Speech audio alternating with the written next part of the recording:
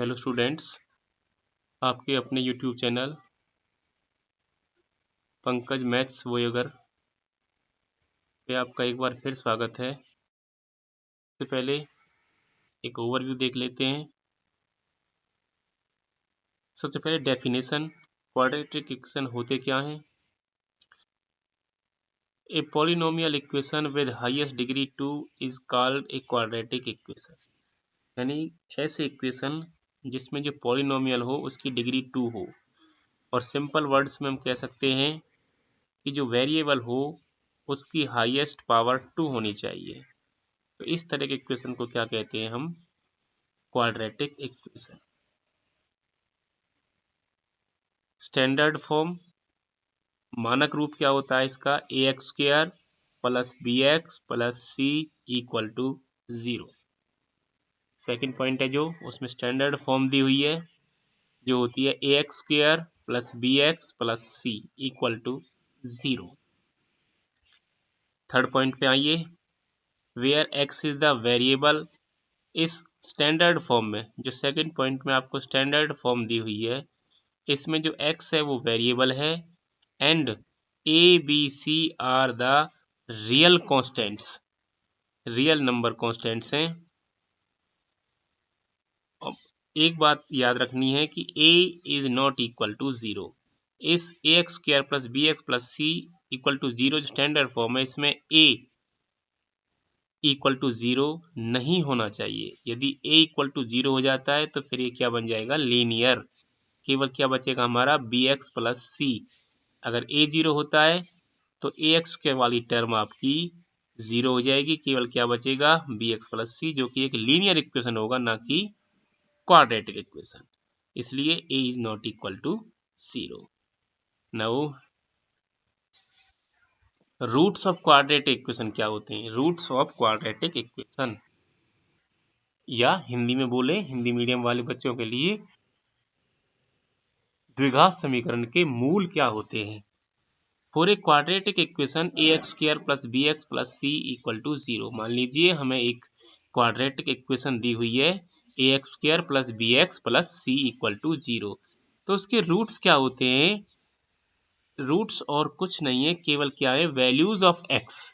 X की ऐसी values which satisfy the above equation, जो इस A x square plus B x plus C को, B x plus C equal to 0 को satisfy करें। Satisfy करने का मतलब है कि अगर हम उन वैल्यूज को x के स्थान पर रखें तो ये इसकी दोनों साइड इक्वल आ जाए, यानी A x square plus B x plus C की वैल्यू क्या आ जाए, 0।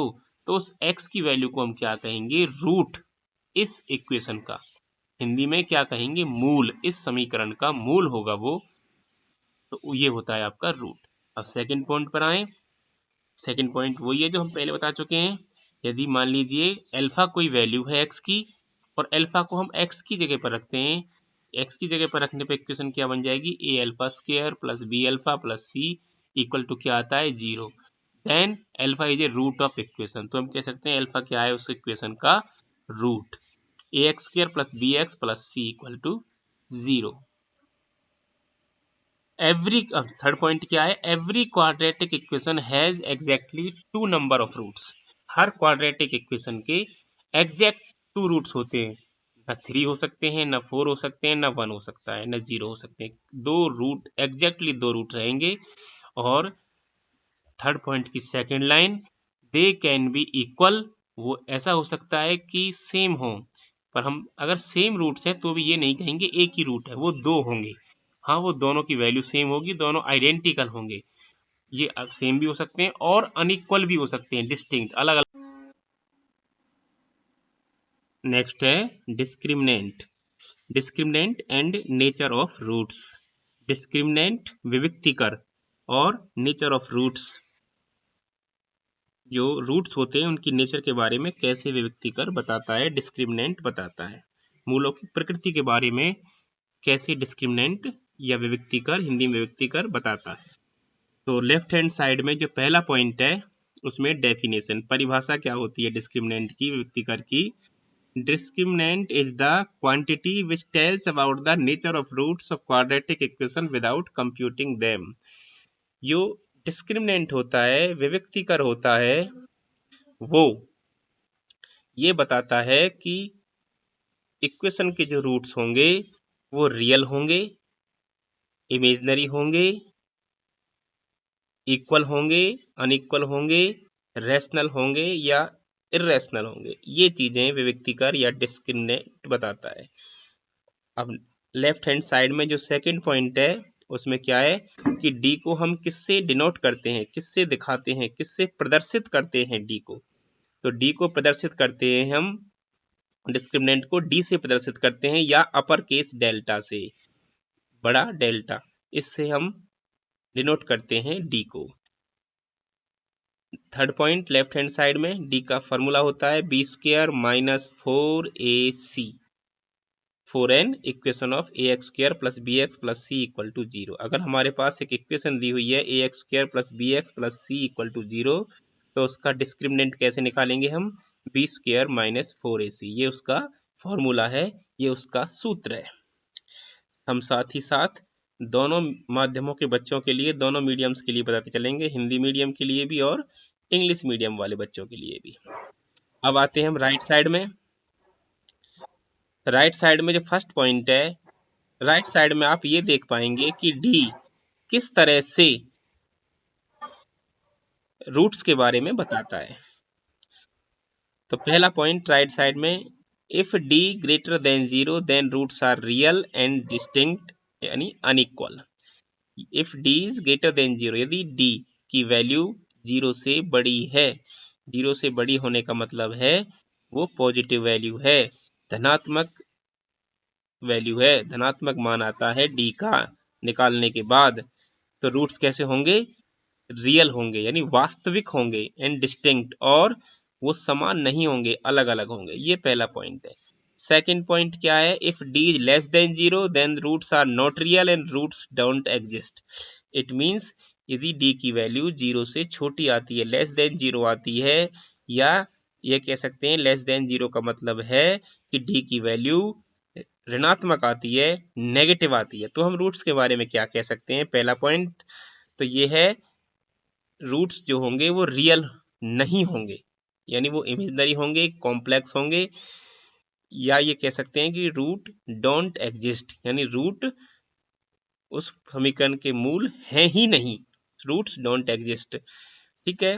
Third point, if D equal to 0, अब न तो डी की वैल्यू ऋणात्मक आती है, न डी की वैल्यू धनात्मक आती है, यानी डी की वैल्यू नहीं पॉजिटिव आती है, न ही नेगेटिव आती है, डी की वैल्यू क्या आती है, एग्जैक्ट 0 के इक्वल आती है। तो हम क्या कह सकते हैं, फिर हम कह सकते हैं कि जो रूट्स होंगे वो रियल तो होंगे बट वो इक्वल होंगे, उनकी वैल्यू सेम होगी, एक जैसी होगी। ठीक है, यानी equation has two real and identical roots, यानी जो समीकरण होगा उसके दो वास्तविक और समान मूल होंगे, ये हम कह सकते हैं। थर्ड पॉइंट है जो आपकी राइट हैंड साइड में। नेक्स्ट पॉइंट है राइट हैंड साइड में जो फोर्थ पॉइंट है, ये बहुत इंपॉर्टेंट है, ये बहुत कम बच्चे जानते हैं, पर आप समझें। देखिए, यदि डी की वैल्यू परफेक्ट स्क्वायर आती है, परफेक्ट स्क्वायर का मतलब है एक ऐसा नंबर जिसका हम स्क्वायर रूट निकालें तो होल नंबर में आए, उसे कहते हैं परफेक्ट स्क्वायर। पूर्ण वर्ग संख्या, हिंदी में कहते हैं पूर्ण वर्ग संख्या, और इंग्लिश में कहते हैं perfect square.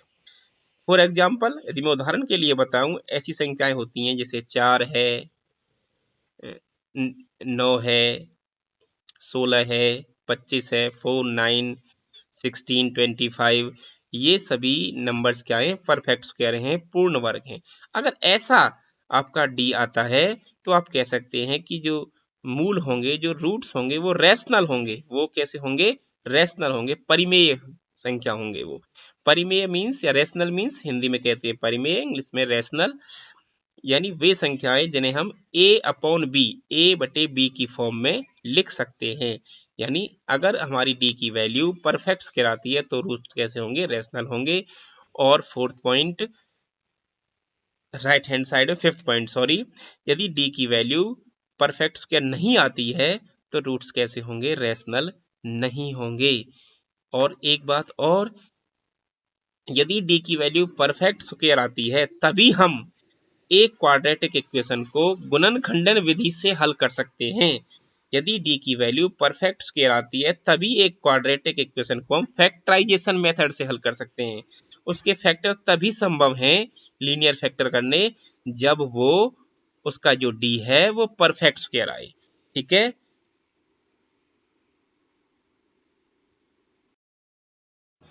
Methods of solving equation quadratic equations. Quadratic equation को सॉल्व करने के मेनली 3 मेथड्स हैं। पहला मेथड है, फर्स्ट पॉइंट जो आपको दिखाई दे रहा होगा स्क्रीन पे, बाई फैक्टराइजेशन मेथड। इसमें क्या करते हैं हम, A x square plus B x plus C जो होता है इसके फैक्टर करते हैं। इसको दो लीनियर फैक्टर्स में हम स्प्लिट कर लेते हैं, तोड़ लेते हैं, और फिर हर लीनियर फैक्टर को then we can find the roots by equating each linear factor to zero. हर फैक्टर को जीरो के इक्वल रखकर हम एक्स की वैल्यू फाइंड आउट करते हैं। जब आप प्रैक्टिस करोगे, और आपको सेकंड और थर्ड वीडियो में बताया भी गया है किस तरह सॉल्व करते हैं। This method is called factorisation method. Next होता है बाई क्वाड्रेटिक फॉर्मूला। सीधा ये सिंपल है, इसमें क्या है, आपके दोनों रूट्स का फॉर्मूला होता है, उसे निकाल सकते हैं। फॉर्मूला होता है minus b plus minus under root b square minus 4ac upon 2a। A b c की वैल्यू आप जानते ही हैं। a is the coefficient of x square, b is the coefficient of x, c is the constant term. यही बात ध्यान रखनी है कि उसमें b square minus 4ac greater than equal to 0 होना चाहिए। यदि B square minus 4ac zero से बड़ा या इक्वल नहीं है, जीरो से छोटा है, तो फिर ये फॉर्मूला एप्लीकेबल नहीं है। ठीक है, इस तरह निकाल सकते हैं। अब इसमें माइनस बी प्लस माइनस जो लगा हुआ है, इसका मतलब ये है कि दो रूट होते हैं, तो पहला रूट होगा माइनस बी प्लस, उसमें प्लस साइन लेंगे और सब चीज सेम रहेंगी, और दूसरे में हम माइनस साइन लेंगे। ठीक है, अब थर्ड पॉइंट पे आते हैं, बाई कंप्लीट स्क्वायर मेथड।